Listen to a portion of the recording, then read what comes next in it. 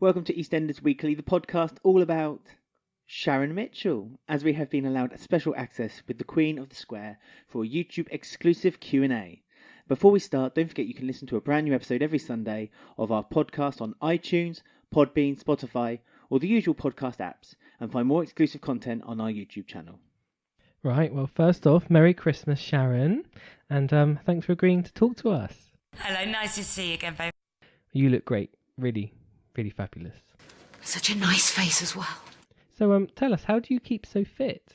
Just had a lovely jacket potato Oh, and baked beans. well, I suppose diet is important. It's easy to gobble up.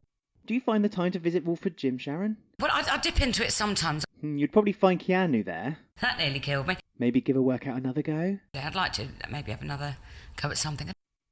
Okay, let's talk about some of the residents you live with on the square. For a while, I don't know who a lot of the characters are. Okay, how about Sonia and Martin? I hope they'll be very happy together. That's a good start. What are your thoughts on Mel? Self-righteous cow. Right, moving on, who would you say is your best friend? Come on, Sharon. If you had to choose, would it be Michelle or Linda? Which would you choose? I mean, that's a tough one. I mean, she's quite feisty, and she looks after herself, and she's loads of fun, isn't she? And Michelle, she's quite independent, she's determined, and she stands by you through thick and thin. So which is it, Michelle? Or Linda? Sharon? It's quite hard, actually. I like both, to be honest.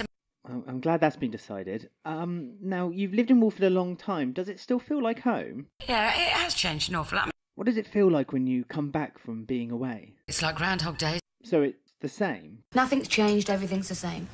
But you just said the square had changed an awful lot. Where'd you get that? Well, you did. You said Wolford had changed and it felt familiar, like Groundhog Day. Oh, really? Yes. You've got to really concentrate.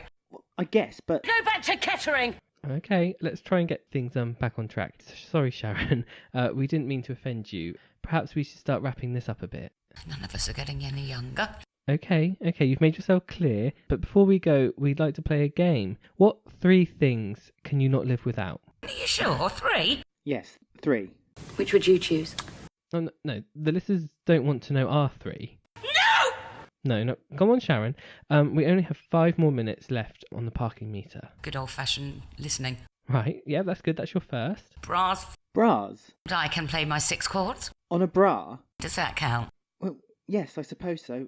All right, one more then. A lovely jacket potato and baked beans.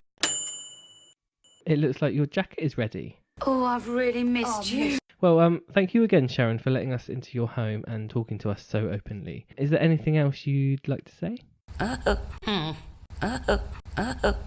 That's great. Well, have a great Christmas and have a happy New Year. Thanks.